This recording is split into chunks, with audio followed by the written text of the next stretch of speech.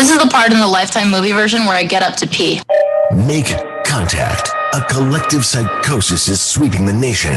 We're in the thick of the haze craze, and Elysian is introducing an altered state of IPA. Contact Haze is a tangled chemistry of This is the part in the Lifetime movie version where I get up to an pee. explosion of hop aroma. This hazy IPA bursts with notes of bright raspberry, currant, citrus, guava, and passion fruit. Available in 6-pack cans in stores. Make contact. The Armchair Quarterback's Wake-Up Show, the rock and roll of sports talk radio. So turn that auto-tune and mumble crap off from the other guys. This time I'm gonna kick that football clear to the moon. Amazon Prime members now get free grocery delivery with a minimum order. You'll get your groceries with 2-hour delivery. So in that time, you can finally figure out where the biblioteca is, learn how to play the acoustic guitar, and I guess get a puka shell necklace. Do a makeup tutorial, but realize halfway contouring is hard, and you're beautiful just as you are. Whatever it is you're doing with your time, your shopper will be carefully picking out your favorite organic meats, produce, dairy, and snacks while providing contactless delivery to your door. Free 2-hour grocery delivery, now with Prime. 6 rounds. TJ Hoshimazone. Yes, lock it up. Who? What? TJ, how's the vanilla? All right. TJ, who's your mama? You mean TJ Hushmanzada from the Bengals? Put him on the board. Hoshimazole. Got it. Championship. Make sure to join the Armchair Quarterbacks right here. We'll answer all your questions, pickups, trades, you name it. You want to win your league? Then listen to the Armchair Quarterbacks. And don't be scared to tap that app. Find the Armchair Quarterbacks app today. Fantasy football time. It's fantasy football time.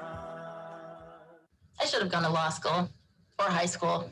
We live in a world now that welcomes and nurtures the screwball in all of us. Hey, it's a new decade, people. Time to get a little nutty. Treat yourself to Screwball Peanut Butter Whiskey, a smooth flavor that combines two of America's favorites, peanut butter and American whiskey. So no more social awkwardness. Time to embrace who you truly are. Get out there and make friends. And be sure it starts with Screwball Peanut Butter Whiskey. It's available nearly everywhere. Learn more at screwballwhiskey.com. Infinium Spirits. Please enjoy responsibly. They're bringing me back. Yeah, I'm the Wiz again.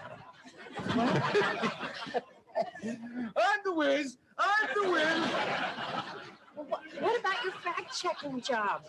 Oh, here's the fact. I'm the Wiz. I'm the Wiz and nobody beats me.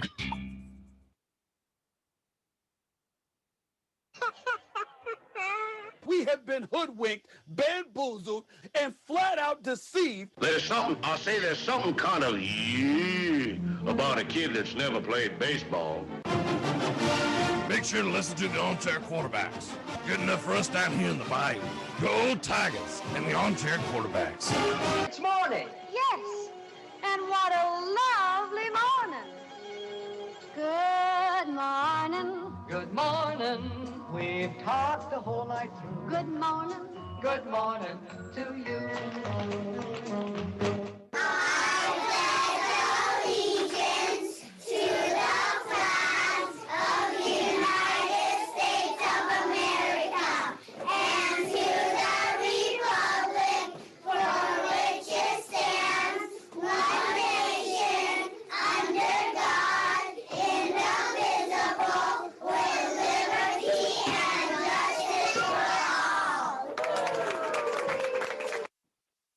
I'm in the middle of watching the World Series, and out of nowhere, they have this moment, stand up to cancer.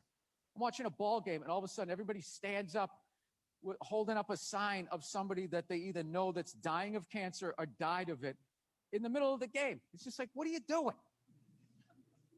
Trying to watch a game here. You know, no, there's a time and a place. Look, I know somebody that has died of cancer. I would never go to the movies with you and in the middle of it hit pause and be like, oh, by the way, Conan, I know this guy. He died of cancer. It was horrific. I could have lifted him up off the sheet with 2 fingers. It was horrible. Hey, enjoy. Oh, by the way, I got molested when I was 9. Enjoy the rest of this. We know it's bad. I get it. Right. I will help, but can I just watch a game without you? Just in case, you know, you forgot about the horrors of the world. Armchair.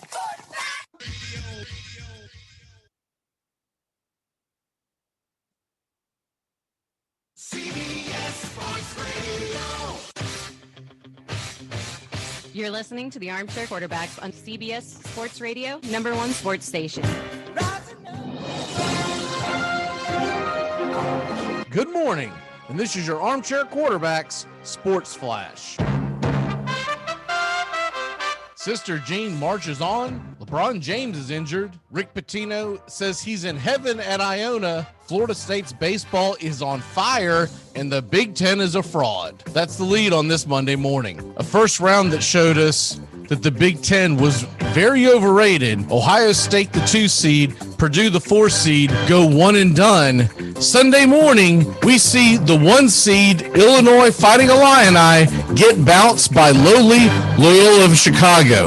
Great news on that front. Loyola Chicago's superfan, 101-year-old Sister Jean, watched in person and plans to be there as Loyola goes to the Sweet 16.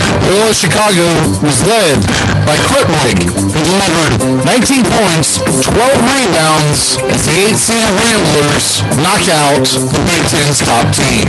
LeBron James has a high ankle sprain and is out indefinitely. James exited the Lakers' 99-94 loss to the Atlanta Hawks this weekend after Solomon Hill collided with his right ankle. James knocked over a chair in frustration on his way to the locker room and received x-rays and MRI on the ankle after the game. They came out negative. His return has no timeline. Florida State baseball, which started off with a rocky start, is coming back with a fury. After beating down the Gators earlier in the week, they went to Coral Gables to take on the Canes. Canes, number 6 in the country. Florida State sweeps them. Miami never really getting off the mat as Florida State outscored Miami and Florida this week by about 40 runs. And a story came out after Iona lost in the NCAA men's tournament in the first round after a hard-fought battle versus number 2 seed Alabama. Rick Pitino says he wants no part of the so-called big time anymore. The Gales' season concluded with a 68-55 loss. But he says that he returned to college basketball for the love of it and does not want the pressure of the big conferences. Quote, "It's no longer about me trying to move up any ladders, make more money. I'm at a great place in my life. I can coach 6 or 7 more years, God willing. Just try to make young men better. Try to make the program reach its heights it's never reached." Unquote. Pitino was ran out of Louisville after NCAA investigations put the Cardinal program on notice. Prior to that, he was at the University of Kentucky, where he won the national championship in 1996 and added one with the Louisville Cardinals in 2013. The Louisville national championship was vacated by the NCAA after their investigations. The round of 32 continues today in college basketball at noon.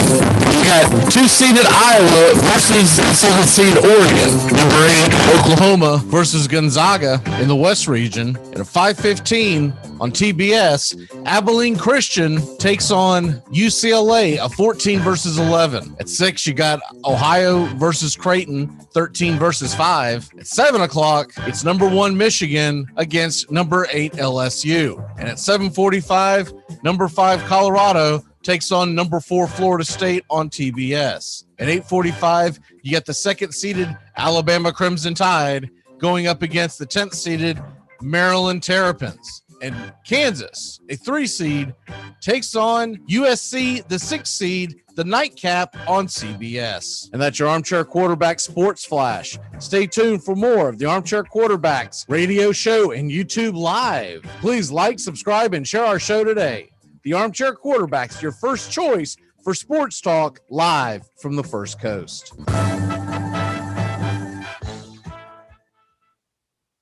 Good morning. It's time to wake up, y'all. You're listening to the Armchair Quarterback Show. We're here weekdays on CBS Radio, YouTube Live, 8 a.m. Eastern, 7 Central, 5 Pacific. The Armchair Quarterback Show, your first choice for Southern sports talk. Good morning, Mr. Justin Waller. Good morning. I don't know much, but I know one thing. If only the selection committee could have put a few more Big Ten schools in, we'd have a larger sample size. Hi, I'm Mac McGinn. I know one thing. I don't know much, but I know one thing. If you're doing well in your March Madness brackets right now, that tells me one thing about you. You don't know a damn thing about college basketball. You're listening to the Armchair Quarterbacks. Forget about the crowds, the size of the school, their fancy uniforms, and remember what got you here. Focus on the fundamentals that we've gone over time and time again. And most important, don't get caught up thinking about winning or losing this game. If you put your effort and concentration into playing to your potential to be the best that you can be, I don't care what the scoreboard says at the end of the game, in my book, we're going to be winners, okay?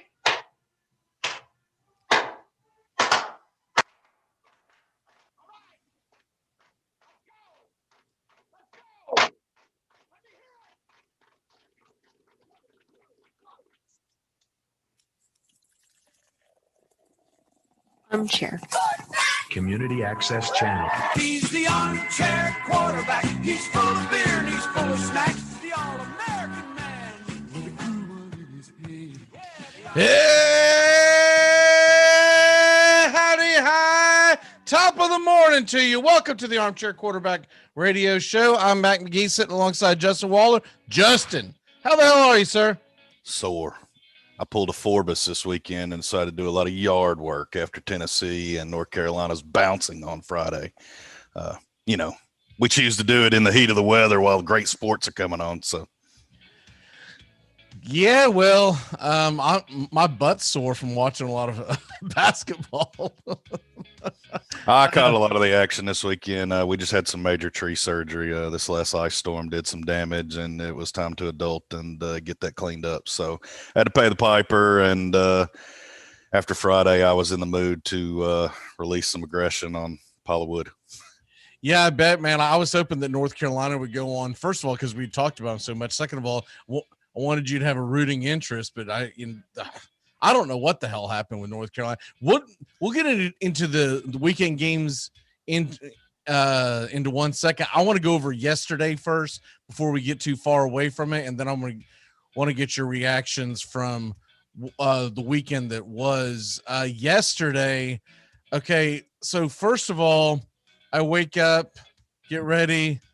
I was like, I'm not that into the early in the first couple early games because I don't think they're going to be that close. So I had it on, but I didn't get into the Illinois-Chicago game until about, 10 minutes left in the game. And that broke my damn bracket. So I'm done. I mean, there's just no way.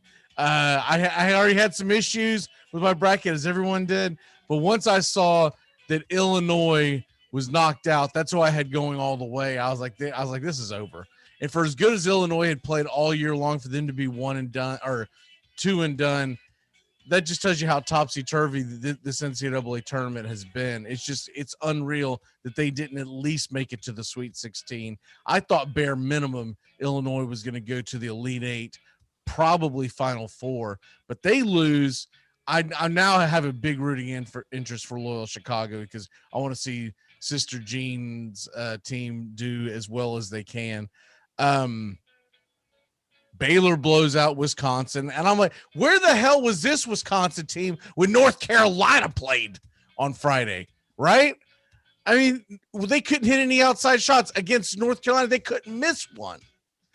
The Syracuse game did not shock me. I almost actually took them to go to the Sweet 16 in our bracket. I did take him to go in a couple other brackets, but that one didn't shock me. Arkansas Texas Tech game was phenomenal. Rutgers should have beat Houston. They choked. Florida should have beaten Oral Roberts. They choked big time. I mean, they had like a 9-10 point lead with about 5-6 minutes left in the game, and then they just quit absolutely trying to win. I mean, it was like they were trying to protect a pretty small lead in the world of basketball with way too much time left. So Oral Roberts gets them. And then last night, Villanova blows out North Texas. And when I went to sleep with the Oregon State game, they had it pretty well in hand, and they held on by 10. What was your reactions to yesterday's games? They were all pretty good. The Syracuse and the Arkansas games were the two highlights of my day. And I agree, Florida, after their phenomenal first round game, to blow that one in the second round just sucks for their fan base. I'm not going to say it sucked for me. I don't think you'll ever get that remorse from either of us, but it just really was hard to see because they had that game at hand and shouldn't have lost it. Yeah, when I saw them do what they did down the stretch, that's when I thought to myself, this is the Florida team that I know of 2021. I don't think they're going to make a change, but there are a lot of Gator fans that are pissed off right now, and they really want to see a change at the helm. Granted, this is from a generation of spoiled Gator fans who had the Billy Donovan years, 2 national championships, and several other times where they were a real threat. I mean, hell, I even remember towards the end of the Donovan era, everyone, when he left to go to Oklahoma City, there were so many knuckleheads at Gainesville that were saying, well, it's time for a change anyways. He hasn't won anything in a while. I'm like, you've got like an era of Florida basketball that is about 5 to 7 years long, where you were a dominant force and you were a real player in the brackets every year. And that's it. The rest of your history at the University of Florida basketball is trash. Every other season is trash. They made a couple of deep runs in the 90s, but they would be bookended by terrible seasons. The 80s, they had one good year. They were terrible outside of that. And then before that, they were never even a thing. So I feel like Florida fans are a little spoiled, and that's why they go to, oh, we got to get rid of them thing. I mean, and look, we're getting the dividends now as Florida State fans. But when Leonard Hamilton just got us respectable, Justin, I was like, I'm fine. I'm good. This is just to get me through to baseball season anyways. And if they can just be competitive, I'm a happy camper when Florida State's not getting when we got to the point where we weren't going like 9-20 in the regular season and at the bottom of the ACC, I was fine with that. Anything else is I mean, it's basically icing on the cake. Now he's built a program. We'll see what he does today. We'll get into that later in the show. But I think Florida fans might want to pump the brakes on firing White this fast. I do know that there was a Florida State fan that started some website or something to the fact of keep Mike White forever or something to that effect. I don't know the actual website, but it was pretty funny. Rutgers almost pulls off the shocker against Houston. Did you catch any of that game? I did not. They had the game and they blew it. I mean, absolutely blew it down the stretch. Houston is susceptible like we thought they would be, but they are going to march on. And if you look at that bracket, I had it pulled up a second ago. Where are they at? I mean, we're going to get can you believe they're there in the Final Four from that bracket? Because Houston, even though they're a 2 seed, I don't think a lot of people believed in them. The rest of it, you've got Syracuse, Oregon State, and Loyola Chicago. One of those 4 teams by law has to go through. So we're already going to have some kind of a Cinderella story. And then when you look at Florida's bracket that they were in, we've got Arkansas, Oral Roberts, Villanova, and Baylor. So you figure it's probably going to be a fairly highly rated team that makes it into there. I'm pulling for Oral Roberts because I want to see the chaos, and it's a really cool story. I mean, they're such a small school to be competing for the national championship of men's college basketball. I think their dream ends against Arkansas. They did not look that great. I honestly didn't watch much of the Ohio State game. I caught the tail end of it, but they didn't look that great against Florida. I watched pretty much that whole game. I would tend to think that Arkansas is going to run them out of the building. But Baylor Villanova, that's interesting to me because somehow Jay Wright's got his team in the Sweet 16 on a team that I think a lot of people doubted. And though they had a tough go against Winthrop in the first game, they dominated North Texas last night. The games over the weekend, we'll go ahead and transition to that as we hit the first quarter. Let's go ahead and rip the Band-Aid off with the Tennessee loss. What I saw of it, Justin, And I was working at the time, so I didn't have my full attention on it. But from what I saw, Tennessee dug themselves a hole because they couldn't hit the outside shot early on. And then it just, once you get down by so much, it almost seems like you expend so much energy trying to make a comeback, and they just fell flat. What did you see? Yeah, pretty much the same thing. And they were just forced into bad shots late because they couldn't run their system. Really would have liked to have had Folk out there, but didn't happen. It's got to be the next guy up, and nobody brought it. I mean, Pons couldn't get it going. He got in early foul trouble, and that really set the tone when your senior leadership out there is having to take time on the bench and you're down in a game. So it just, man, that's been the roller coaster of the Tennessee Volunteers in 2020-2021 basketball season. That's what it's been all year long, unfortunately, and it's really hate to see a talented team like that wasted. But hey, man, it's kind of, I don't have the Florida expectations where it's national championship or bust in basketball. I mean, it's have a better winning season than the women's team has kind of always been my outlook for the men's.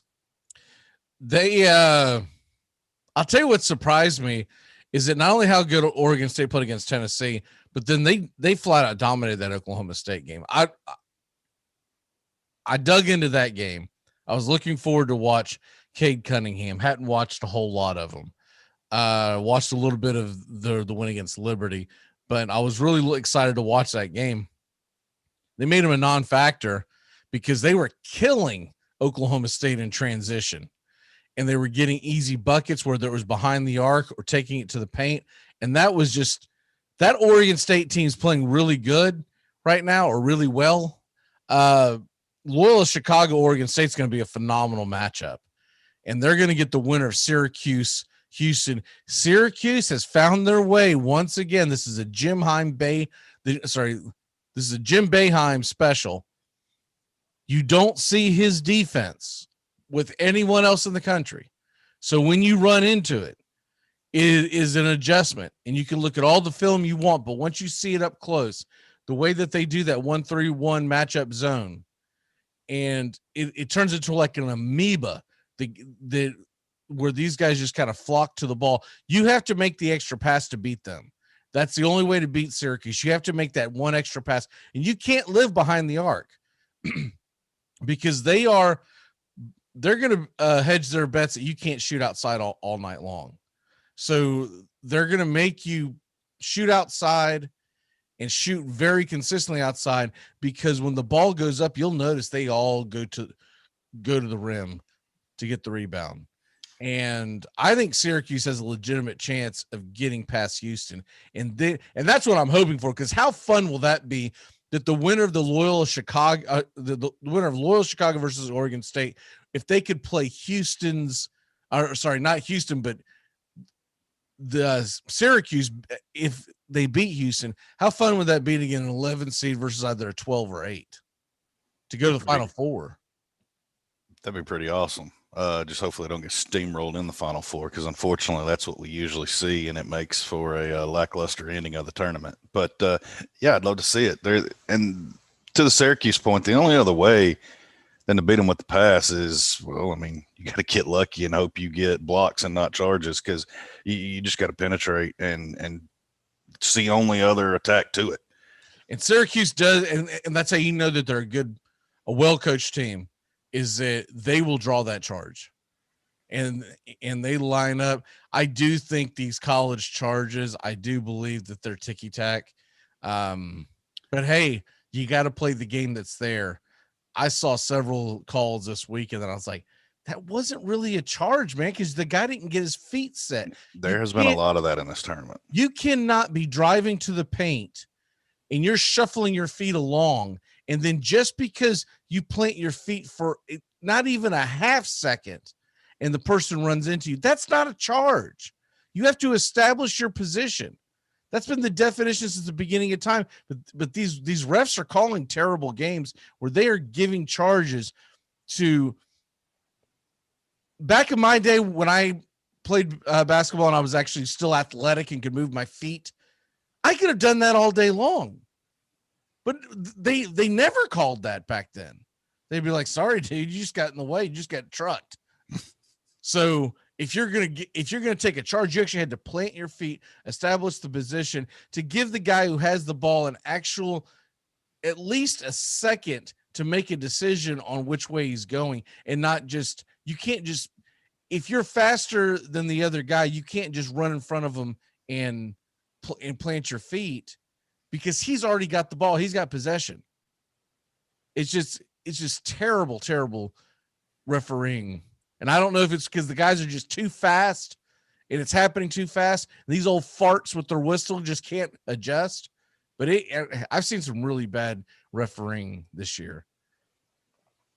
Well, I mean, as an outsider, it's not a diehard fan like you. It just seems like there's nothing defensively you can do this season because everything's a charge. I mean, it's seriously. And then if you go the opposite way, nothing's a charge in the NBA. I haven't seen a charge called in the NBA in like 3 decades.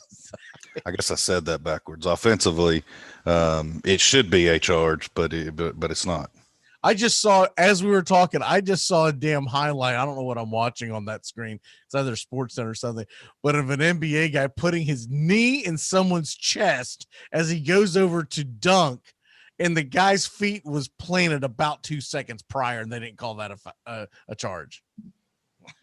What the hell, man? Anyways, the other part of this equation is that when you look at the Oral Roberts, they're going to take on Texas Tech. Baylor's going to take on Villanova. The first part of the bracket, by the way, like days 1 and 2,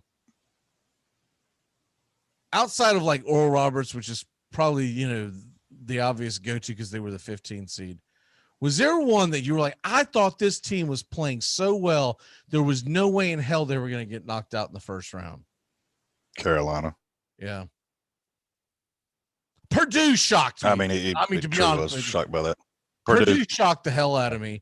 And I was like, man, maybe Northwestern is good. And then I watched them last night and go, no, they're terrible. Purdue just sucks. And the Big Ten sucks. And it's funny because I got into it a little bit on social media with Sean over the weekend. And this was after the first loss to Ohio State. And he was gleaming with another Michigan fan that a buddy of mine had they put the post on Facebook, and they were gleaming about how Ohio State lost. And I put in there, and I knew I was really just doing it to get his goat, because it's pretty easy to get Sean going. And I just said, fraud alert type thing, right? On the Big Ten. He goes, oh, come on, man. Anyone who's watched Ohio State do this and that, knew they weren't that good. I'm like, dude, bro. I mean, first, I didn't want to hear the whole thing, but I'm like, they lost to a 15 seed, okay? This isn't them getting knocked out in round 3, and you're like, okay, they just went up against a team that played better than they lost to a 15 seed. But I waited to answer back, and I just put, sorry, man.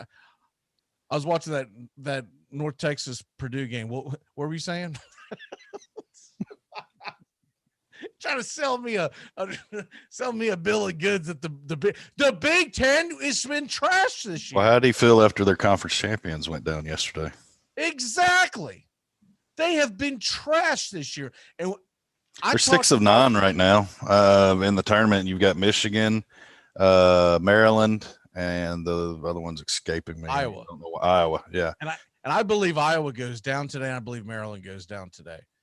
I do think Michigan probably beats LSU, but that's not a given. And so before we move on to today's games, I just want to get to the point out there is that Michigan is a fraud.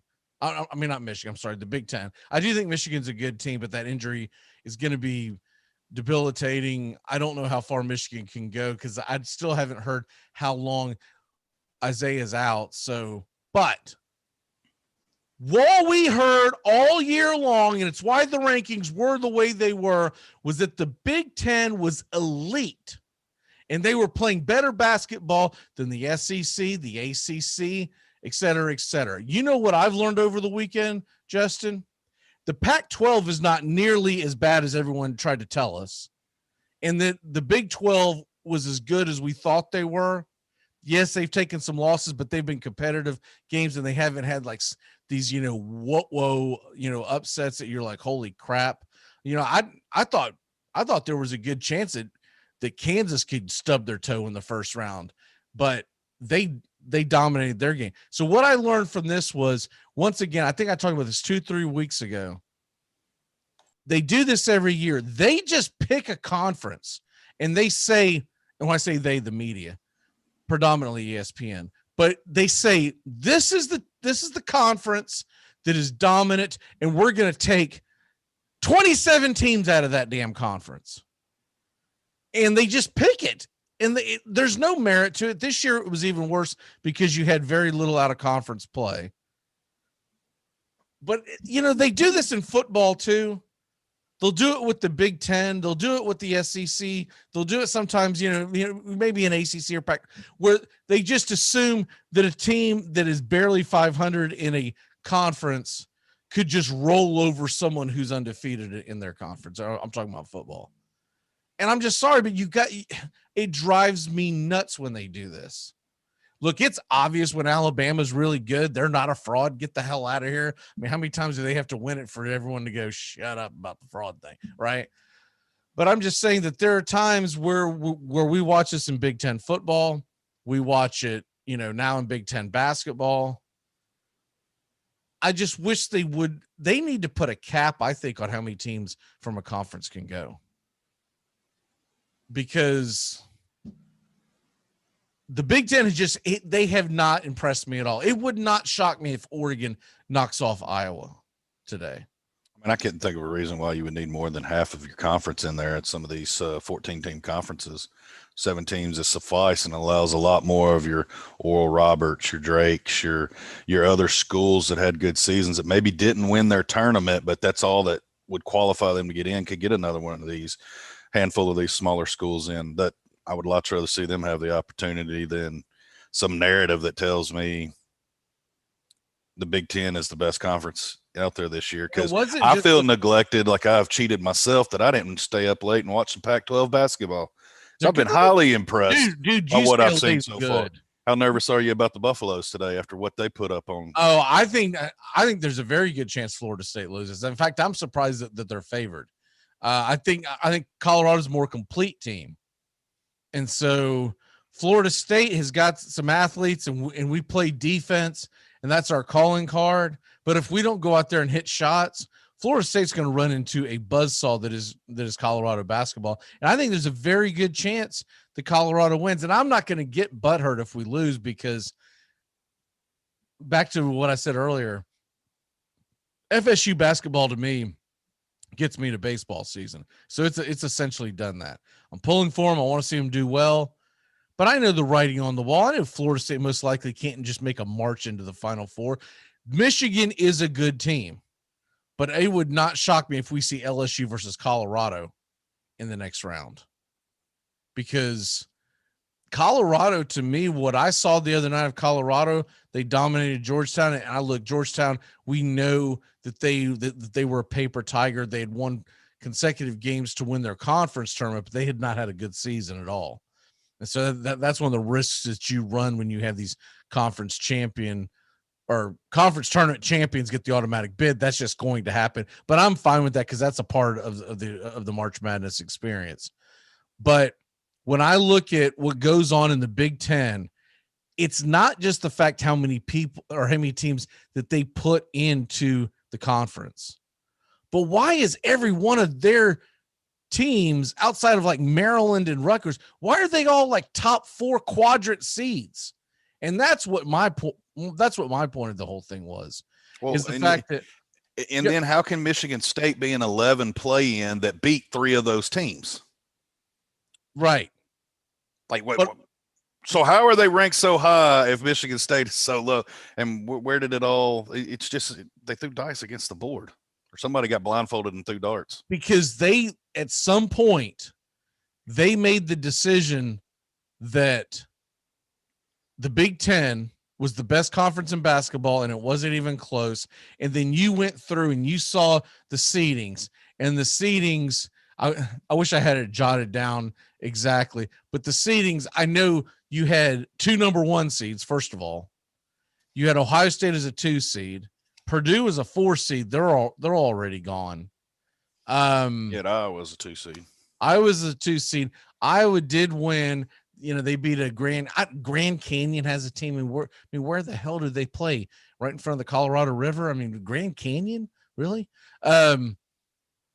But most of their seeds were high seeds. Rutgers and Maryland got in, and they've done well.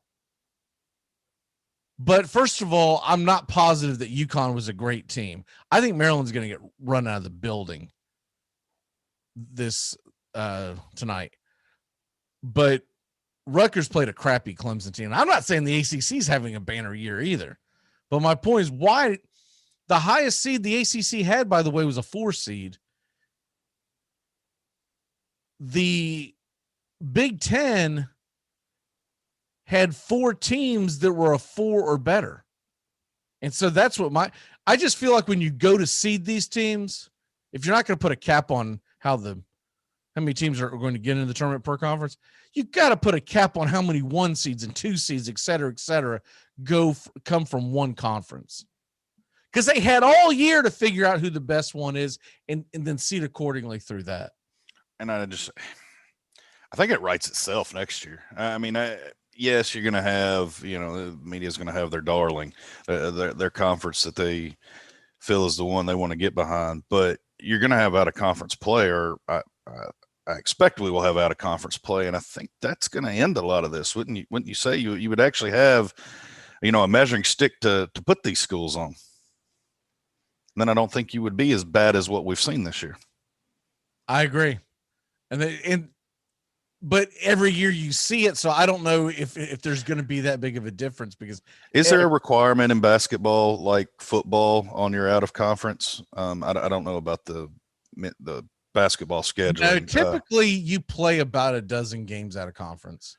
Okay, but it doesn't impact anything like on the football side where now you're needing to have Power 5 respectful opponents, or it's going to hurt you in the long run.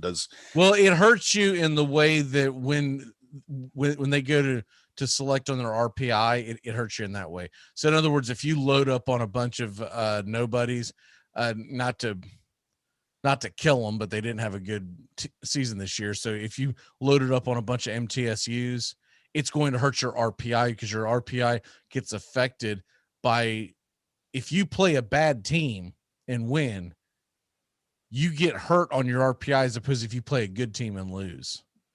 So that's the one thing I've always respected about the RPI. But when I look at the Southeastern Conference and I see Alabama was a 2 seed, Arkansas was a 3 seed, and then the third team in the conference, LSU, was an 8 seed. What the hell is that? Well, don't forget about my chumps that got bounced. They were a 5 right seed. But they were the fourth overall in the conference, but they were a 5 seed in the NCAA tournament. I felt like that was a fair seeding. But the number 3 team in the conference, LSU, was an 8 seed. So you go from 3 to 8. And so that's my problem with it. And then, of course, I already brought up the ACC. But if I look at the Big Ten Conference and I pull up what they did over the course of the year, 1-1, 2-4-2, and then that's when you have the drop off. You have 5 teams as a 1, 2, or 4. You had 4 teams as a 1. You had 2 number 1s and 2 number 2s. That's absurd. In one conference, half of the top 8 were from one conference. And these Big Ten fans can get mad if they want, but it's been shown. I still think Michigan can do well. So I'm not saying it's over, but I'm saying that Michigan, though I think they did deserve their 1 seed, I don't know if you can give 2 1 seeds from one conference. I never think it's fair when Duke and North Carolina have both have 1 seeds, because once again, you've predominantly just played in the ACC. There's got to be a limit to it. I think they should not give more than one per conference and 1, 2 per conference. Once you get 3, 4, 5, okay, I can secede some of that. So if those 9 entries were stacked 1 through 9, you wouldn't care? If what now? If they were seeded 1 through 9, you wouldn't care? If they would have came in accordingly instead of 2 1s and 2 2s? It's not the quantity of the volume. You're upset with the actual ranking.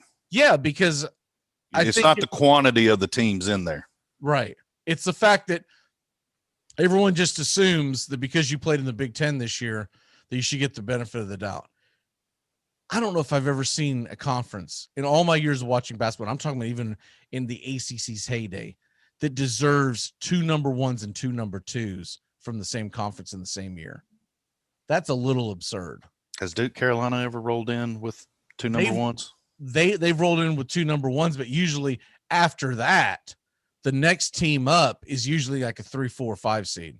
I don't know if I've ever seen 2 1s and 2 2s in the same conferences. I'm sure there's some stat you can look up to figure it out, but I don't remember it. And if they did do it, then I guarantee that didn't work out well. I just think it's a bad job across the board by the NCAA committee, that they just assume that because you played in the Big Ten, you were better than everybody else. That's obviously not the case so far. Like I said, I think Michigan can still make a deep run. I'm not sold on Iowa. I think they very well could lose today, but they could, they might make it to the Sweet 16. But to have 4 teams in the top 8 is just, it's asinine.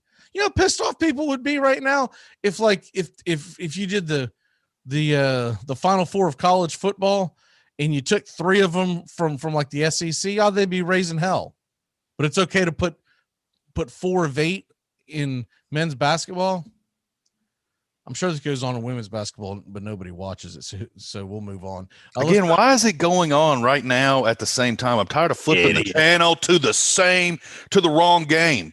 Like I saw Florida State and somebody was playing, and I was like, wow, man, what did I miss a round of the bracket? And then I flip over and it's women's. I was like, all right, cool, because I was trying to figure out how these 2 teams were matching up right now. I was like, just mass confusion. Why would you do it? It is. All right, let's take a quick break. We're going to take a look at today's games when we come back. Hey, what we always call on the game, PlayStation game, what we always call? Heads or tails on the PlayStation game. All right, then. You should have told him tails. I thought you told him. No, I told you. I thought you knew the special teams always coach. They don't play the PlayStation like us.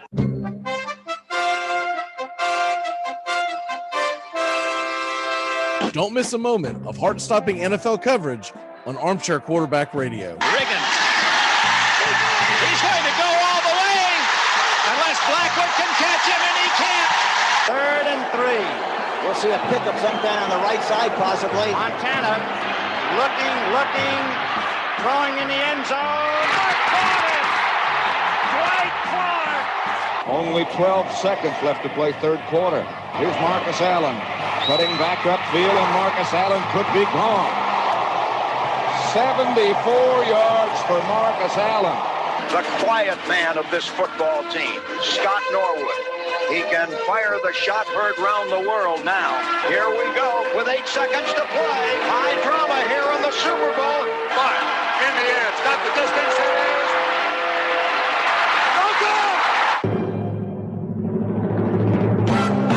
Armchair. This helpful instructional message from the National Association of People Who Have Trouble Walking and Chewing Gum at the same time. Step, chew. Step, chew. Step, chew. Step, chew.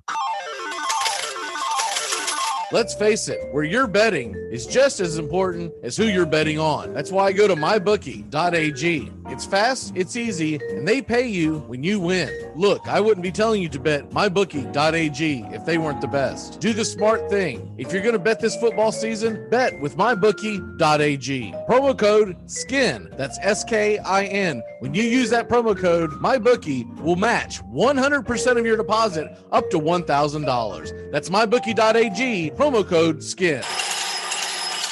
Hey there, pal. First draft? How can you tell? Look, there's a few things you're going to want to know. Kickers go fast. You're going to take one early. And don't worry about running backs. You can always trade for one later. Cool, thanks. And one more thing. It's good to have you here. You're my friend. Armchair. We are the Armchair Quarterback Show, your first choice for sports talk live from the First Coast.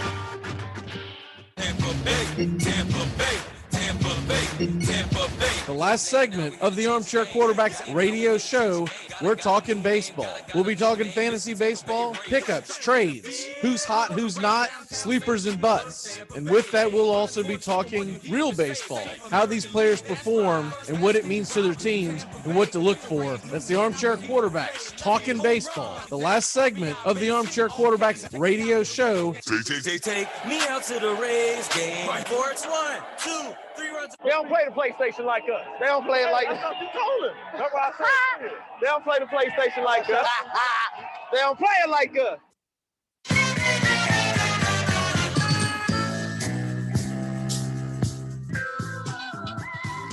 Welcome back here to the Armchair Quarterbacks.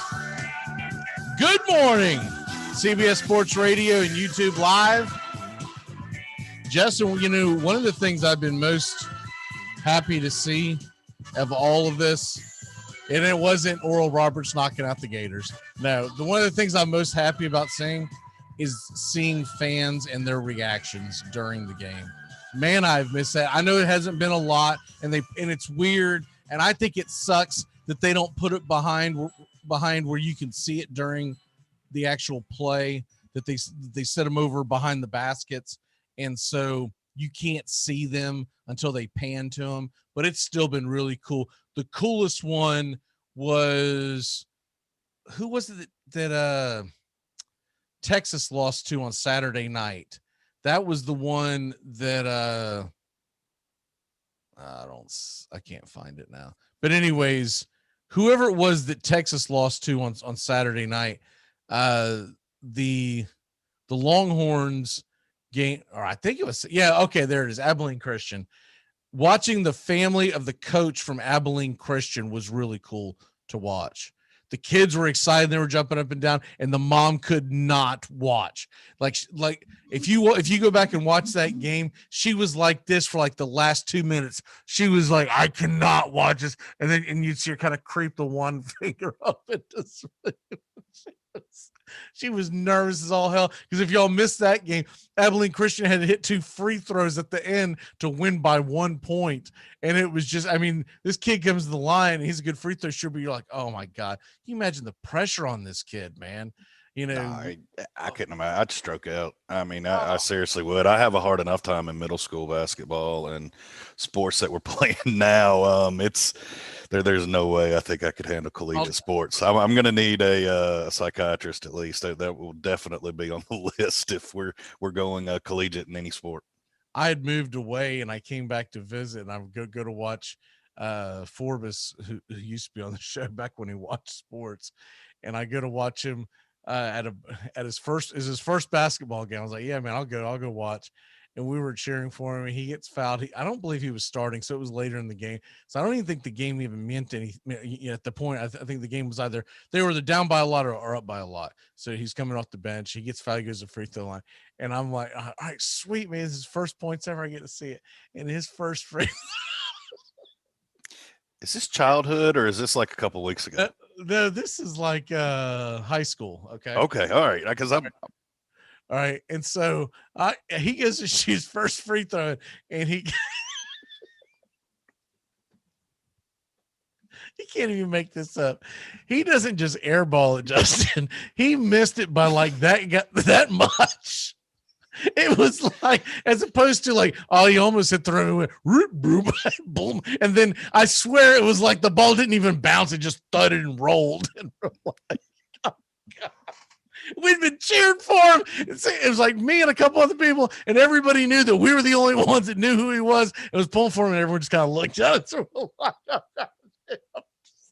Make it stop. I think he hit the second one. I don't remember. I just remember the first one. I bet he does too. And he was so dramatic about it because back then the dude had like kind of shaggy hair, blonde shaggy hair, and so he made sure that when he went to the line, you know, for the ladies and everything, he flipped his hair back and everything. And I was like, "All right, here we go, man!" And thud. Ooh, I went, "Oh my God!" The ball's not regulation. Yeah. you could have fit 4 basketballs in between the basketball and when it started to decline and where the rim was. So I was like, oh my God. But anyways, I think about that a lot though when I see these kids go to the line. I'm like, man, the pressure that is on these kids. I would just be hoping I hit the rim. And I was actually a pretty good free throw shooter, but I never had that kind of pressure on me when I, was going to the line. I can take my little tiny Abilene Christian team to the next round if I hit this. I'd be like, man, you'll be lucky if I don't mess myself on the court. I'm surprised that more teams don't use that to their advantage, especially in these high-pressure tournament games. You saw Oral Roberts do it a little yesterday at the tail end of the Florida game, but they didn't have that much to play. They couldn't get really cute with it. But absolutely, there's no way if I'm down 3 at the end of one of these games, I'm letting anybody have a shot. I'm fouling every one of them. I'm going to make you earn them. I was surprised. I might lose and go home because of that strategy, but that going into it is 100% my strategy. I was surprised when Florida got the ball late coming up the floor and they're down 3 and Oral Roberts played defense. Legit D.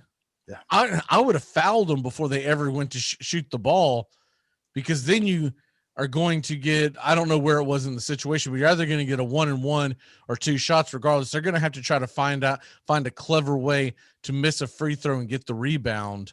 So, yeah, because Florida actually had two decent 3-point attempts, I thought. They did. The second one off the rebound from the corner, I was like, oh, that's trouble. And I never even saw him standing there. Right. Once you get the guy set up with the ball and a decent shot at the arc, you don't want to foul then, because there's a good chance you're going to get a continuation and he's going to go to the line. But I'm looking more at like when they were first bringing the ball up the court. I'm like, why are you not fouling right now? Just foul him and take the 3 out of the equation. Take it out of the equation and make it. You're going to have to come up with a miracle. You're going to have to hit a free throw and then get the rebound somehow and then hit that shot. So yeah, I mean, yeah. And if you miss the first one, then you're really screwed. Because then what do? Do you hit the second one? You just got to overhand throw it and hope you can bounce it back to yourself and dunk it in. I mean, you got to come with some Space Jam stuff. Right. But the problem is that, for people that don't know, you have to hit the rim. If you don't hit the rim, it's a dead ball and the team gets it out of bounds. So you can't even smack it up against the glass and hope for the best. You have to hit the rim or it's a dead ball. So they put that in. I mean, the perfect way to do it is to hit the very back of the iron that ricochets up.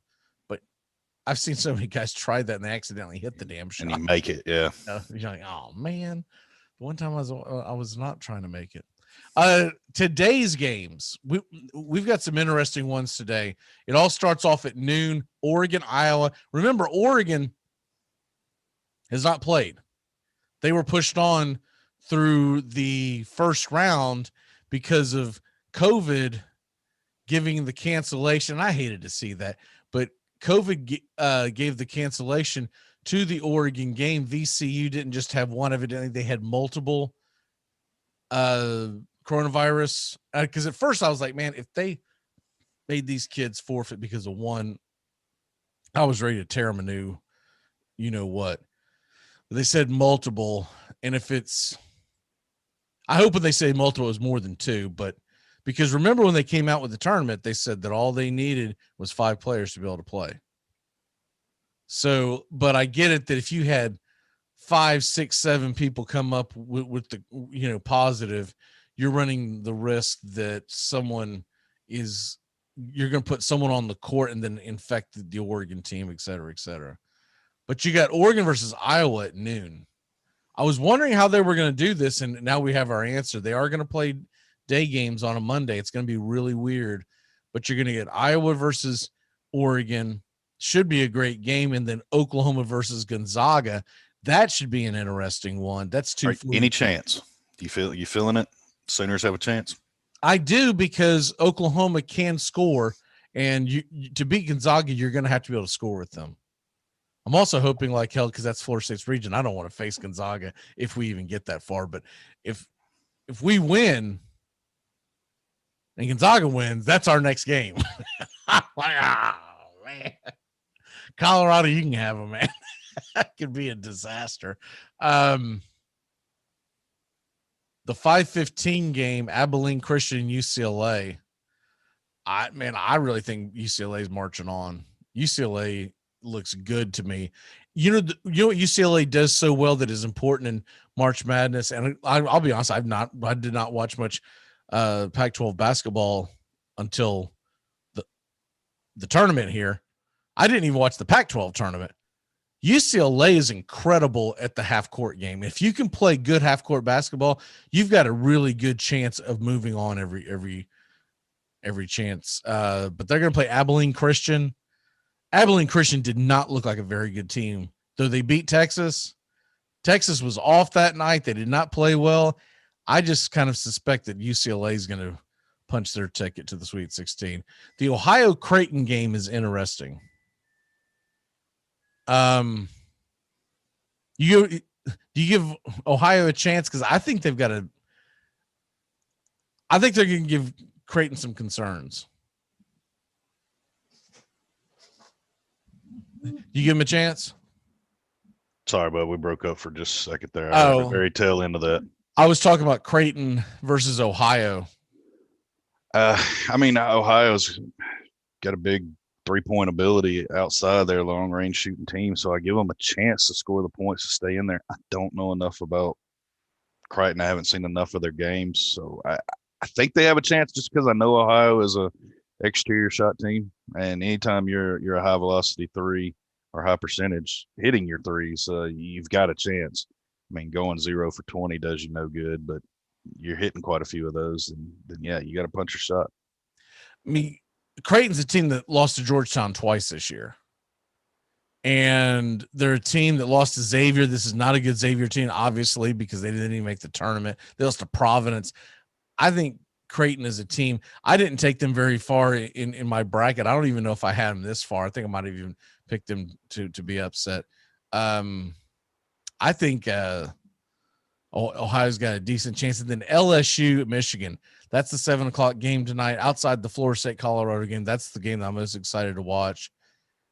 LSU is going to give Michigan some issues because LSU can score. Now, if they go out there and they can't find the rim, it's going to be good night, Irene, because Michigan is very well coached by Juwan Howard, and they've got a team that does not give up possessions. They usually at least get a shot off. They don't have a lot of turnovers. So LSU is going to have to play well, but man, LSU, Michigan, 7:10 tonight on CBS. That should be a fun one. Yeah, I'm looking forward to it. I'm hoping that, as much grief as I've given Will Wade and his bag man, I hope his players show up tonight and can at least get the upset. Maybe they get paid another bag. Florida State, Colorado. That's the 7:45 TBS game tonight. And FSU is a slight favorite, 1.5 point favorite. I wouldn't touch that line with anything. I just think this game is going to come down to, can Florida State hold on to the ball?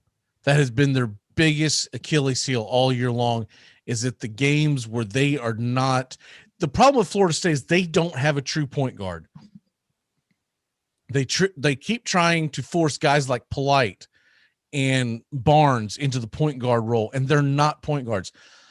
Polite on any other team is a shooting guard. He is disastrous when he brings the ball up and tries to actually make like some kind of crossover dribble. Polite is more of a guy that ends up shooting the ball well when he's open behind the three. You know, he's a junior. He plays that kind of European style ball. I don't think a lot of people realize this, but he's from Switzerland. And so Polite, he can shoot the ball well, but when you've got him, or you got Scotty Barnes, who's a freshman, he's 6'9", and he's bringing the ball up. He looks so awkward. When you watch Scotty Barnes tonight, realize this kid just has not grown into himself. And it's one of the reasons why he's going to probably be a lottery pick. But I don't think whoever drafts him is going to get any dividends for this for like 4 years. This kid has a lot of growing to do. not just physically, but mentally. You know, they think he's going to top out around 6'10", 6'11". And he's just goofy because he's so tall and so young. He's still kind of clumsy. That's what concerns me with Florida State, is that can they win the turnover battle? I've been impressed by Colorado, man. They play solid basketball. I know you better bring some defense. Y'all better shore that up and bring it. You've had it this season. You're going to need it, and respect the three, because, man, they sure didn't in their first game, their first opponent. Who is it? That's slipping my mind right now. Oh, they had Georgetown, Colorado in the first game, and they just let them run wide open, contested no threes, and then late in the game they tried to sleep out there, and then their penetration ate them up. So Florida State's going to need to bring the defense. FSU's usually on point when it comes to defense, and they've gotten so much better actually running their offense, but it's taking care of that damn ball, and it comes down to, you don't hear the national guys talk about it much, probably because they don't just follow Florida State, so they don't really understand what they're looking at. But they don't have a true point guard. They don't have someone that you can just rely on, and so it's going to be an issue. I hope FSU moves on, but I don't know, man. That's going to be a ripper. And then I think Alabama's going to run Maryland out of the building. Southern Cal, Kansas, 9:40 tonight. That should be fun. That should be a really good game. I see Alabama sitting there as a sleeping giant. We've watched them play all year long, or I have. I've seen them firsthand, so I know what caliber of team they are. But, man, just not getting a lot of talk there, and just a silent two just sitting there creeping right along this bracket. I think they handle Maryland pretty easily today. And if you're looking for a couple of guys to look at tonight from the Southern Cal game, Evan Mobley and Isaiah Mobley. They're brothers. They are being projected to be drafted high. Evan is 7 foot. Isaiah is 6'10". That's going to be a really fun game to watch them take on Kansas. Looks like we're coming up on the end of this. What is your walk-off for the day, sir? Well, mine's just a big sorry, dude, to all the Tennessee and Tar Heel fans that are sitting out there pouting this morning. Better luck next year. And, man, we took it on the chin Friday. That hurt. Yeah, I meant to get into my main girl and my side girl both went down. I'm still a little hurt over that. I meant to get into sorry dude earlier, and I got sidetracked. And the next thing I looked, I was like, "Dude, we got 2 minutes left. I don't have time to." I guess my sorry dude's going to go to the Gator fans. Dude, check on your Gator friends, man. Make sure they're still doing okay. Tony was not a happy camper yesterday. I imagine not. Man, and that was really hard to see. They really kicked off the tournament well. That it didn't happen, and it busted up my bracket a little bit, but that Virginia Tech Florida Gator game was a great game. That was phenomenal. It was that step back three Trey Mann hit to tie the game that I think sent it to overtime, or it was right there at the end, but I believe it's the one that tied it to send it to overtime. That was phenomenal. Where is the tweet that I saw him put out? He probably is on that night. His Stars lost an overtime shootout last night after being up 3-1. So this is what he tweeted out last night. He said, "Absolutely blew a gimme trip to the Sweet 16. Unreal." Sorry, dude. And I'm reading the tweet after this. I didn't see this one until just now, but he basically said, what I was talking about, how they played prevent win. He said, and taking the air out of the ball way too early yet again. So I don't know if that's something that they've been known to do, if that's the way they play. I haven't watched a lot of Florida basketball. I've seen a few games. Every game I remember with them watching, they didn't have a commanding lead. So, but anyway, sorry, dude, but he'll bounce back on Friday. Gators at South Carolina in baseball, so he will be over it by then, I'm sure. Only thing I can tell you, Gator fans, is worse luck next year. All right, brother. We'll see. I can't even joke. I mean, we got laughingly tossed out of here. So sorry, dude. See you tomorrow. See you. CBS Sports Radio. You're listening to the Armchair Quarterbacks on CBS Sports Radio, #1 sports station. Good morning, and this is your Armchair Quarterbacks Sports Flash. Sister Jean marches on. LeBron James is injured. Rick Pitino says he's in heaven at Iona. Florida State's baseball is on fire, and the Big Ten is a fraud. That's the lead on this Monday morning. A first round that showed us that the Big Ten was very overrated. Ohio State, the 2 seed, Purdue, the 4 seed, go one and done.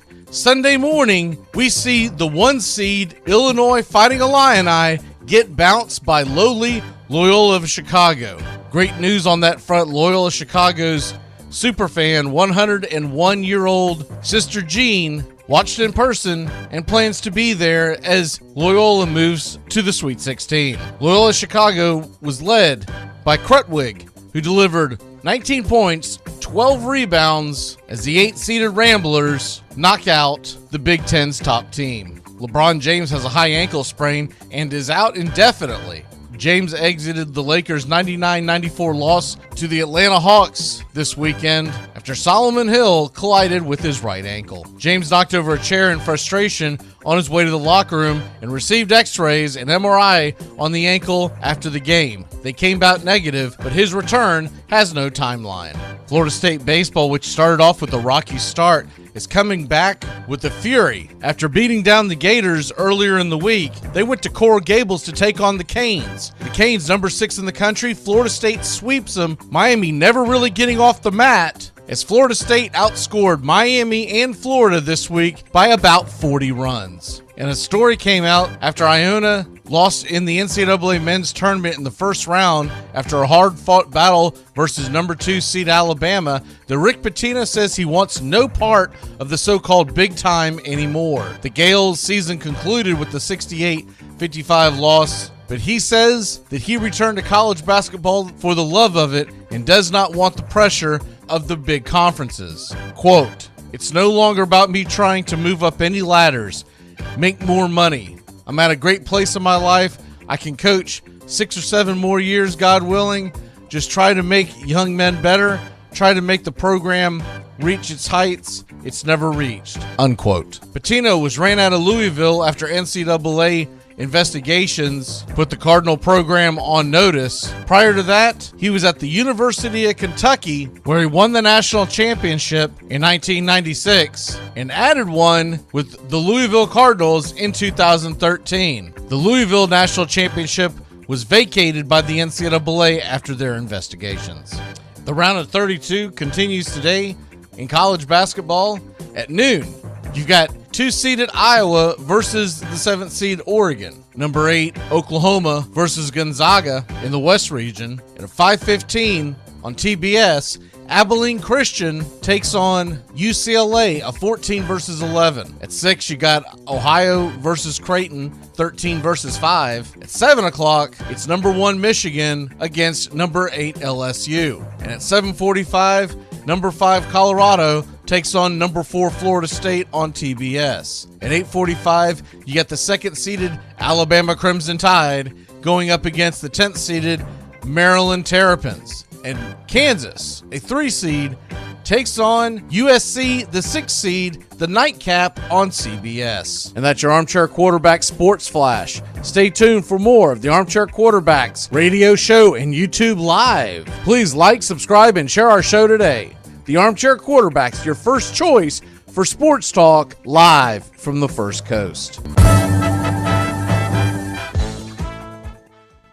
I apologize for the distractions. The Armchair Quarterback Show, weekdays, coast to coast, Southern Sports Talk Radio. Your first choice for sports talk, live from the First Coast. You'll do anything to stay healthy, so isn't it time to think about your water? Aquasana water filters remove contaminants other filters don't, like lead, bacteria, viruses, and pesticides. Up to 99% of 88 contaminants, while leaving vital minerals you need like potassium, calcium, and magnesium. Visit waterfilter.com now and use promo code RADIO to get 50% off. That's waterfilter.com, promo code RADIO for pure, delicious water and the ultimate peace of mind. Aquasana, better water, better you. News. Go to twitter.com/CBS Sports Radio. Lift up your shirt, son. I need an adult. I need an adult. You're not a shoplifter. You're just a fat kid. Hey, Tom, he's just a fat kid. Aren't you, fatty? You're just a big old fat kid. Here's some chocolate, Fatso. Thanks.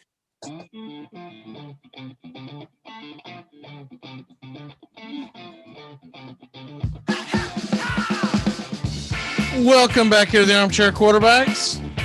And joining us, he's got a Cincinnati Reds gear on.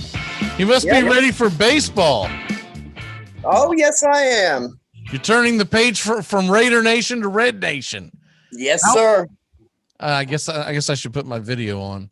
You know, sometimes I don't realize it's not on. So if you see it not on, y'all, tell me, because I'll just sit here and ramble. And then it looks like Doug's talking to himself.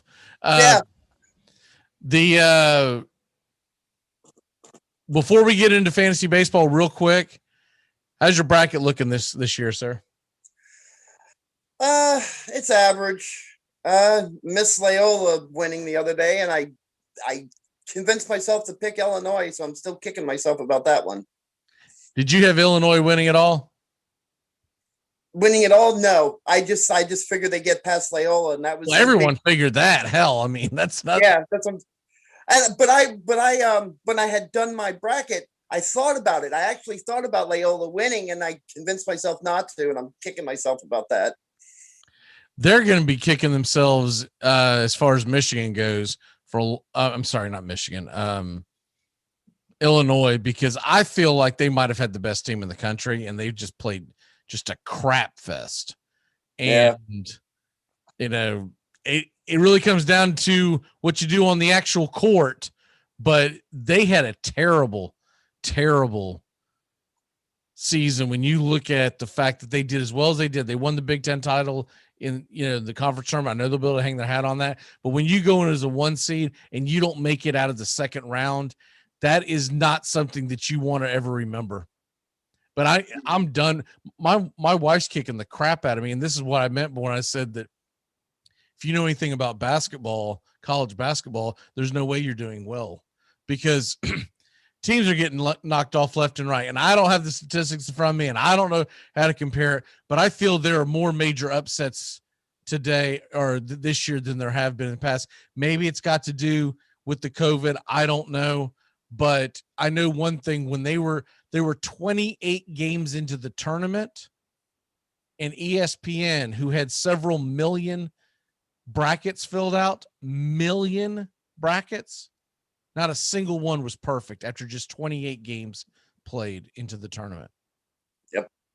So that's so I'm saying that people didn't pick some of these upsets, but the point is nobody picked them all. And so I had Illinois and Ohio State in the Final Four. That's a wrap. It's a wrap for me, man. You know, my other two are still alive, but it doesn't do me any good because I had Illinois winning it all. So I should, you know, I thought about it before. I should have went rogue and just took like Florida State to win it. That way, if something goofy like that did happen, I would win the thing. I talked myself out of it last minute, but I still probably would have had Illinois in the Final Four no matter what I did. So I don't think it realistically matters. Baseball, fantasy baseball begins today. This week. By the way, if anyone wants to join a $5 winner take all, it's a basic points fantasy baseball bracket. League. We're doing a basic snake draft. It's not auction. It's not difficult. If you want to join, let me know. Put it in the comment section here on the YouTube Live, or DM us on Facebook. We still have a couple of slots open. I've got some people who are supposed to be signing up, but they're dragging their feet. I'm not going to wait on them. So if you want to play, all you need is your 5 bones. You'll pay it via PayPal, and away we go. Looking at fantasy baseball, and we're 6 days away from the draft. Are you coming over for the draft, by the way? Yeah, I'll be there. Okay. I thought you said you had, but it was kind of hard. It's always hard to figure out your text messages. the strategy that you go into, let's just start off with the snake draft. Okay. We'll just your typical snake draft. That's how most people draft is a snake draft. What is your strategy going into a snake draft? In other words, are you looking for pitching early? Are you looking for hitting early? This isn't a points league. This isn't in your Roto 5x5 type leagues, y'all. We're talking about a points league where you get X amount of points for innings pitched, strikeouts, et cetera, home runs, blah, blah, blah. What is your strategy? Because typically in the first round, the majority of the guys drafted are batters. Right. For me personally, it comes down to seeing where I am in the draft. Just to give a quick example, if let's say you're in a 12-man league or a 10-man league, and you're number 10 or number 12, my rules go that in the first 5 rounds, you have to either have 3 pitchers, 2 hitters, or 3 hitters and 2 pitchers, which is generally how most people go. If I'm in that last spot, I'm going to go ahead. The rule is called the pocket aces rule. I'm going to probably going to go ahead and take my my 2 best pitchers that are on the board at that point. But generally, as a rule, in the first 5 rounds, my strategy is I want 3 hitters and 2 pitchers. So do you go 2 and 2 and then see what the best is on that 5th, or are you cemented into the fact that let's say you go 3 batters off the jump because that's just the way it fell, and then you get to the 4th round, no matter who's out there, you're like, I got to start focusing on pitching or my pitching is going to be garbage. Yeah, if the flow of the draft is that way, then I've got to do that.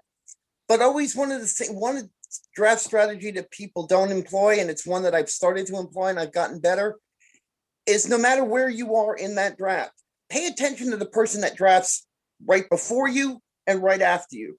Sit there with a piece of paper and notice how their trends are going.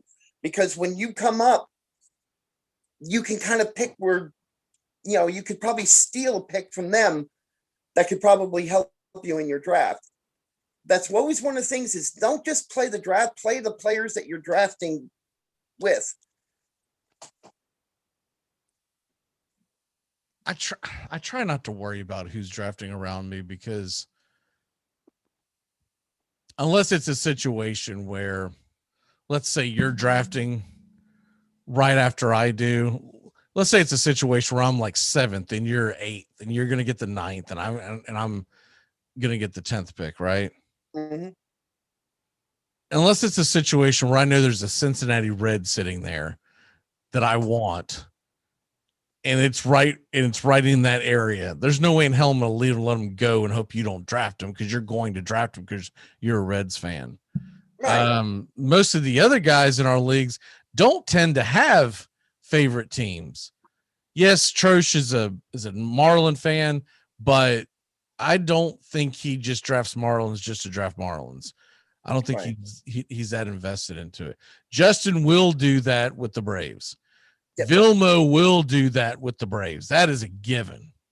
But then when you get some of the other guys like Wallace and Cunningham and whatnot, they tend to just draft off what's available. So I can't really predict who they're. If I know their personalities and their tendencies, yeah, I get what you're saying. But outside of that, I typically will pick the best player available until I get around round 10-ish is when I will take a look at my roster and go, all right, we got to start focusing on this. And sometimes it doesn't even fall in that way. If I've got my guys going and I've actually evenly built hitters and pitchers, and we're going into round 11, and let's say if I've got 3 to 4 pitchers, that's more than enough to start off with, right? Right. Because the thing about the points leagues are this with the pitchers is that you can find pitchers throughout the year to fill your roster up to continue to score. It's more difficult to find the reliable hitters because you're not moving them in and out of the lineup every day. Typically, when you're drafting your batters, you might have one, maybe two guys on your bench. With the pitchers, you know this as well as I do. There's so much streaming going on that, especially towards the end, I don't give a crap who I draft because there's a good chance that guy's not going to be on my team 4 or 5 days into the season. Mm-hmm. No, I agree.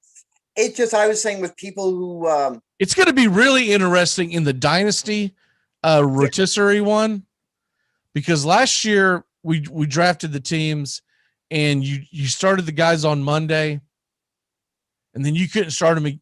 You couldn't change your lineup till the following Monday. This year you can change guys every day, but it's not a points league. It's a category league. Right. And so that is going to be the most interesting part about this is, and I need to read into it. I do know that there are things where they say you should probably put halts on how many innings pitched and whatnot. And I need to find out what's a fair number of innings pitched. But it'll be interesting because you can't just stream a guy and put him in there in a category league. Because you might add your innings pitched or strikeouts or whatever, but you're going to trash your ERA and your WHIP. That's why relievers come at a premium in a rotisserie league. When you have it like daily like that, that's when choosing the correct relievers and closers become a premium because they can boost that ERA. If you do bring in someone that craps a bet on the starter, the ERA, they can soften the cushion on that. Just a quick reminder on what you do get points for in this league. You get runs, home runs, RBIs, stolen bases, batting average, OBS, wins, strikeouts, earned run average, walks, or I'm sorry, WHIP, quality starts, saves, and holds. So that's an interesting thing there because innings pitched aren't even a thing. So you don't even worry about that. Strikeouts would be the only thing that you might be trying to chase down by streaming pitchers. Mm-hmm. But you could wreck your ERA and your WHIP while you're doing that. Well, that's henceforth why, like I said, closers and relief pitchers can come into a premium because they can soften the blow on the ERA because they're only in there for a couple of innings. So their ERAs are generally lower if you pick the right ones. Yeah, I agree. I think net saves and holds is a better barometer than saves and holds, because that way, if you stream a guy and he's I think I'm gonna change it that because that way, if you stream a guy, he blows a save, it's actually gonna hurt you. I don't know if they calculate blown holds, but anyways, interesting. I got to go through this week and look through all the settings and make sure everything's on the up and up. But it looks like we only had 1, 2, 3, 4, 5, 6, 7, 8, 9, 10, 11, 12 settings. But what threw me off last year was that whole time when we were drafting, I thought you were going to be going up against and just trying to win a particular category. And then we come to find out that it really came down to how many points you got by the categories you were placed in. Mm-hmm. That's why my team sucks so bad. Mine too. I didn't have a clue what I was doing last year. I still don't have much of a clue. I'm gonna learn as I go this year. But at least there's money involved. No one's gonna quit. They're gonna be like, all right, we got to find a way to win this thing, and it should be a lot of fun. Going on to the auction draft, and this is the one where it's gonna be most interesting to me because you go in with your money, you can have whoever you want if you're willing to spend that price. Your strategy, I tend to see you wait. You sit and wait. You let everyone else blow their money. Do you regret not getting in on some of the bigger name players, or do you feel like it pays off in the end because then you can go and swoop in? Generally, overall, yes, I wait, and it is worth it to swoop in at a certain point. At a certain point, you want to basically try to control the draft at that certain point where your money has more value than the rest.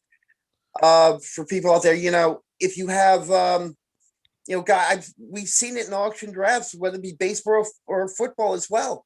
They're bidding $80, $100, are bidding half their income on one player sometimes, and it's happened. So generally, yeah, I will take a player that I generally do believe in and use as bait, like in the first round, and let everybody just food frenzy on it, just like a shark in a blood-infested waters. Let them keep throwing them out there, because generally, then at a certain point, like I said, my money's going to have more value. They're going to be sitting there with one player, and I could probably pick up more players, especially towards the generally the end of the first third of the draft. Do you give much attention to what a guy did in the spring? No. Yeah, I don't tend to either. I just think that you can't. If it's a young player and he's hot, maybe you ride that at the beginning. But spring ball's so damn hard to get a litmus test on, because some of the balls that they're hitting, you see a guy hitting really well, and you're like, man, can't believe he's doing this well. Well, he could be facing a lot of AA pitchers, and he could also be facing. Conversely, I don't freak out about a pitcher either, because there are pitchers that will tell you that I'm going out this outing and I'm only working on my curveball, or I'm only working on my fastball.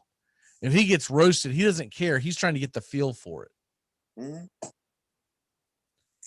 But generally in the end, I found over the year, spring training doesn't really mean that much. Maybe last year, because of COVID, it did. It had a little bit more of an impact, and you should have paid attention a little bit more. But overall, I find come the regular season, your top tier players are going to be your top tier players. Yeah, you'll get your surprises. You'll get your rookie surprises. You'll get, the players with a hot hand. But overall, or the veteran who has a comeback. But overall, the players are what they're going to be when the season starts. Here's an interesting one. Your boy Yastrzemski, he's hitting over 300 in the spring, and he just hit another home run yesterday. Yep. So that's interesting. I know you got your eye on him. I had him. I don't think I kept him. I don't think that was one of the guys that I felt like I should keep. But so I'm pretty sure that he's going to be available out there. Well, I'll tell you with Yastrzemski, just real quick, I just like the guy because people swore for a few years, because he's actually older for an inexperienced player. He's actually older. He's been around for a while. And I had always said the guy can play baseball and the guy can hit. And being traded to teams like he never really had a chance to prove it until last year. So I kind of feel kind of vindicated that I had him last year on one of my teams, and he played as well as he did. Who did you keep? I can't pull it up without screwing up our settings. Who did you end up keeping that you're excited about? You don't have to go into your entire 15-man roster, but who did you keep that you thought that you're kind of on the fence, but you decided to keep him and you're excited for him this year? I'll tell you one, and everybody kind of laughs at me for, and I probably mentioned it a few times, but one guy I kept in two of my leagues, Corey Kluber. I know everybody says he's got the injuries. I get it. I understand it. But at the beginning of spring training last year, he looked phenomenal. I thought you dropped Corey Kluber because I thought that was a big conversation of why did Shelton pick up Corey Kluber? No, it was the opposite way around. Shelton had dropped Corey Kluber, and I picked him up. Oh, it was you. Okay. All right. My bad. And I kept him also in our I think it's a rotisserie league as well. Well, the rotisserie league, you got to be flat garbage not be kept because we keep 25 players on that. 25 people. It's only a 5-man draft, right? Yeah. So that's why I only allotted about an hour to it, I think. Yeah, you got to be. That's why I'm not even talking about the rotisserie keepers, because you got to be pretty much garbage. Either that or it's a position that you had too many and you're like, I can't keep a third baseman, Yeah. One of the guys that I was on the fence on that I didn't end up keeping, because I just don't know what he's going to do this year, is Alex Verdugo. I didn't keep Nelson Cruz either, and I'll be honest with you why. He hasn't looked as good this spring, and just eventually Father Time's got to kick him in the teeth. And, the guy's going to be, 42 this year? Mm-hmm. Yeah. I think he's going on 43 at the end of the year, but I've watched him play in the spring. He's starting to look that old part. So I didn't think that he was worth keeping. I wasn't going to keep him over the batters that I did keep were the obvious ones. I kept Tatis, Acuna, Trout, Ramirez, Freeman, and then I kept Mondesi. The one that I was on the fence about whether I should keep him or not was Pete Alonso, but he's young. He had the bad year last year, but it was such a short year. He was so phenomenal the year before. I could not bring myself into dropping him. The pitcher that I kept that I wonder if I did the right thing is Tristan McKenzie from Cleveland. Yeah. Young. He had a good season last year, but he's really young and he doesn't have a lot of meat on his bones. So I don't know how much wear and tear he's going to have, but I like his upside.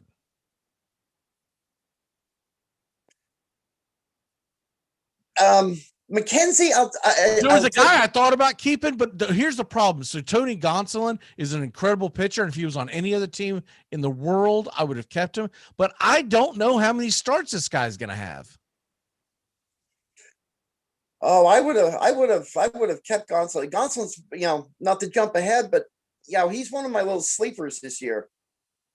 Well, by the way, he's the one that gave up the home run to Yaz yesterday, evidently. But the problem is that he could end up being a long reliever. The Dodgers are just so damn loaded. You don't know who's going to get the start. They're talking about possibly putting David Price in the bullpen. And if David Price can be a bullpen option, then Tony Gonsolin can definitely be a bullpen option. I don't think Price will end up in the bullpen, at least not to start. I think they're going to give him a chance to be the starter and go from there. But you put Kershaw out there. You've got Walker Buehler. Those are givens, right? And then you go down the rest of that rabbit hole with the Dodgers rotation. And okay, obviously Trevor Bauer, they didn't spend $40 million to put him in the bullpen. But after those three guys, the last two, man, it's a crapshoot. That's why I have a hard time pulling the trigger on Gonsolin. So that's why I left him out there. I think he's great. When he gets to start, he's phenomenal. Mm-hmm. He had 46 innings pitched last year and only gave up 12 earned runs and struck out 46. So when he gets to play, he's phenomenal. That's why I always thought he was going to be in that fifth spot. Like you said, you got Bauer, Buehler, and Kershaw. And also Kershaw's always, and the one reason I thought that Gonsolin we may see more of him is because Kershaw is so injury prone at this point in his career. I could easily see him going on the IL and Gonsolin having to take that spot because he's the most talented in that bullpen. So I could easily see him coming out and taking a starting spot, especially like I said, if Kershaw gets hurt with that back of his. I could honestly see that. Well, I'm looking at their starting rotation right now. And right now he's not slated to be in there. Price is the fourth. The fifth has a question mark, but there's a lot of names there. If you look at their roster, starting pitching, Urias, they use so much out of the bullpen. I don't even know what they're going to do with him. And he was great, but he was great for two innings at a time. But you got Destin May too. What the hell do you do with that? So I think David Price is definitely going to get the 4th spot. Destin May could be the 5th guy. Gonsolin could be the 5th guy. Urias could be the 5th guy. I could see them running a 6-man rotation easily. Mm-hmm. And if they do that, that devalues everything, because you're not going to get him out on the. It's going to be very rare that you get a 2-start week out of a Dodger pitcher if they go to a 6-man rotation. Yeah, that is the downside if they decide to do that. I was thinking I was forgetting someone, but I don't see anyone else jumping off the screen at me. So that must have been the main 3 that are fighting for that spot. So it's time to turn back time and get the hell out of Cha. So let me get to that. By the way, any sleepers that you want to throw at us real quick? Oh, yeah, just real quick. Look for Willie Castro from the Detroit Tigers, and Nick Senzel to have a comeback season this season. A lot of people didn't like him. I think Nick Senzel will have a lot better year. A deep sleeper to me would be Christian Pache of Atlanta, but I'm not sure if his bat's quite there yet. He's going to get to play because of his glove. His glove is phenomenal, but I'm not sure if his bat's quite there yet. So I would be hesitant on taking him anything earlier than about the 20th round or so. There's so many questions on how the Braves are going to go with their rotation. I'm not willing to hedge my bets. You know, a lot of people believe it's going to be Kyle Wright. If he's the 5th pitcher, I don't want anything to do with him. He's terrible. If it's Bryce Wilson, maybe, but he didn't do it for a long period of time. He had a big moment in the World Series, but his entire career, when he has come up, he's been very up and down.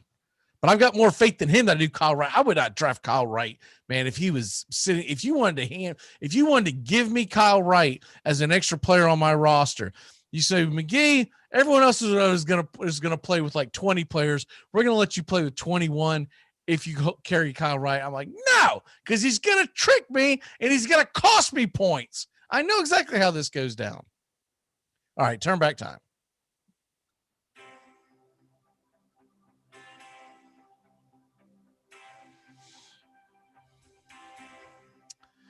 Okay, on this date in 1972, almost 50 years ago, Kareem Abdul-Jabbar was named the NBA MVP. Believe that? It's been almost 50 years.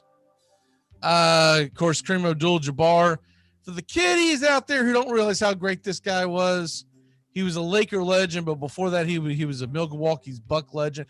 6-time NBA champion. He carried the 71 Bucks to the championship by his lonesome.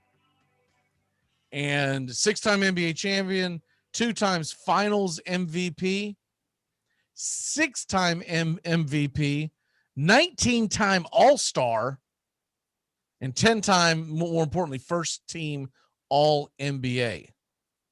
Also on this date, Giant slugger Barry Bonds in 2005, 16 years ago, 11 home runs shy of passing Babe Ruth, indicates that he may not play the upcoming season. Blames it on the media, blames it on his mental state being exhausted. He never blamed it on the fact that the dirty bastard did steroids, but he blamed it on everything else. Birthdays.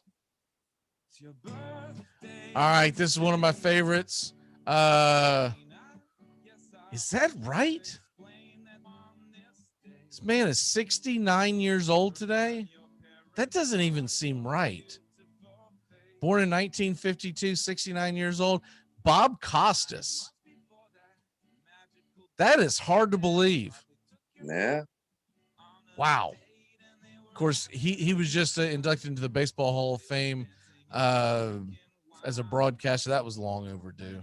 I don't know why they wait till these guys get to where they get so old that they may not be with us any longer. I know. You know, let them live the moment, you jackass. They gave us plenty of moments. Same thing with Al Michaels this year. He was given the Ford Frick Award or something like that. Yeah. I mean, it's asinine. Happy birthday, Mr. Bob Costas. What is your walk-off for the day, sir? Since we were talking about fantasy draft, the number one rule of fantasy draft, everyone, my takeaway, do not drink and draft. Concentrate in your draft and stay away from the alcohol until it's done. We don't see eye to eye on that. I say drink and draft, baby. Drink and draft. You do regret it a couple months later when you're looking at your team and go, God, man, what the hell was I doing? I've got the entire Braves bullpen on my team. What the hell was I thinking? My walk-off for today is go Seminoles, baby. Hopefully we can get through one more round, play a really good Colorado team, and it's going to be a tough game, but I'm hoping Scotty Barnes lights it. He was a non-factor in game one. Scotty Barnes needs to play well. We need Rokon Gray to blow the hell up today. Come on, Gray. If y'all haven't watched this guy play, he's like a mini Zion. It's fun to watch. FSU at 7:45 tonight, and it all gets started at noon today. Great job, Doug. We'll see you. Well, actually, I'll see you Sunday for draft day, but we'll also see you next Monday. All righty. Goodbye, sweetheart. Well, it's time to go. We're back tomorrow with another show. Well, unless we're fired, we'll talk to you then. Goodbye, sweetheart. Goodbye. Goodbye. Guys and gals, it's time to go. We'll see you on the next show. Same back time, same back channel. Thanks for listening to the Armchair Quarterbacks on these CBS Sports affiliates and catching the show on YouTube Live. We're here weekdays, 8 a.m. Eastern, 7 Central, 5 Pacific. Find Armchair Quarterbacks on YouTube Live today. Please subscribe and share and take us everywhere you go. The Armchair Quarterbacks, your first choice for Southern sports talk, live from the First Coast. Gonna get another